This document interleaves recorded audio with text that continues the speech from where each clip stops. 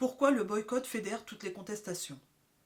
Actuellement, notre pays compte 47,9 millions d'électeurs inscrits sur les listes électorales depuis mai 2021 et 94% des Français en âge de voter sont inscrits sur les listes électorales. Prendre la décision de boycotter les élections présidentielles, c'est donc opposer un refus de participer à un jeu démocratique que l'on dénonce pour son obsolescence et son incapacité à rendre compte des véritables attentes de la majorité des Français. Boycotter ces élections, c'est se regrouper sous une seule et même bannière, avec la volonté d'atteindre une majorité qui, par la force de sa puissance démocratique, imposera à l'Assemblée nationale qui suit ces élections la mise en place d'une assemblée constituante. Celle-ci devra redistribuer les cartes du système politique actuel, c'est-à-dire la production d'une nouvelle constitution et l'émergence d'un nouveau système démocratique. Celui-ci devra, au regard de l'attente de tous les boycotteurs, quelle que soit leur sensibilité politique, prendre en compte la diversité des opinions, des plus majoritaires aux plus minoritaires. Le boycott des élections présidentielles, c'est le regroupement de tous ceux qui se seront abstenus, qui auront voté blanc ou qui auront voté nul.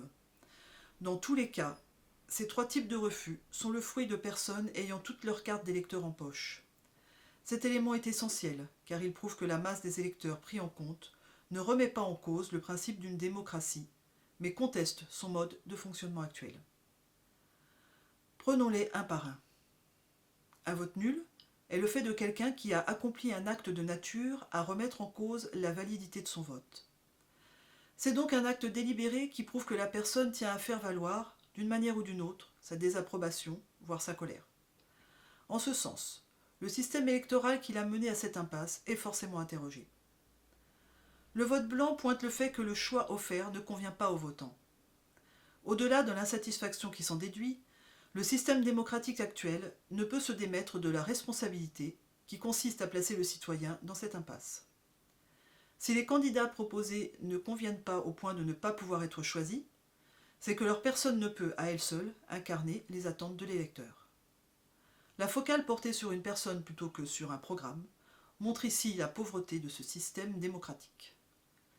L'univers du spectacle et du jeu des égaux occulte les vrais enjeux politiques et la prise en compte des opinions minoritaires. L'abstention est le fait d'une personne qui, carte d'électeur en poche, fait le choix de déserter les urnes.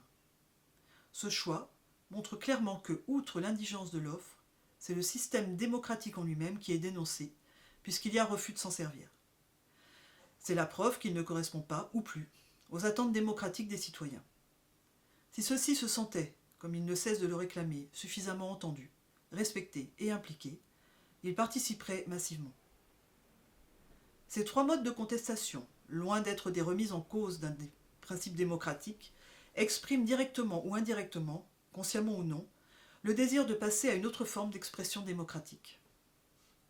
Jusqu'alors pratiqués individuellement dans l'isolement, ces trois modes de contestation ont donc vocation à se regrouper collectivement dans la pratique du boycott des élections présidentielles.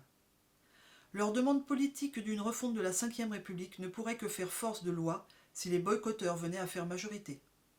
Par la force de leur nombre, au regard de la logique démocratique, s'imposerait alors la convention d'une assemblée constituante afin de réformer ce modèle politique et démocratique ainsi pointé comme obsolète.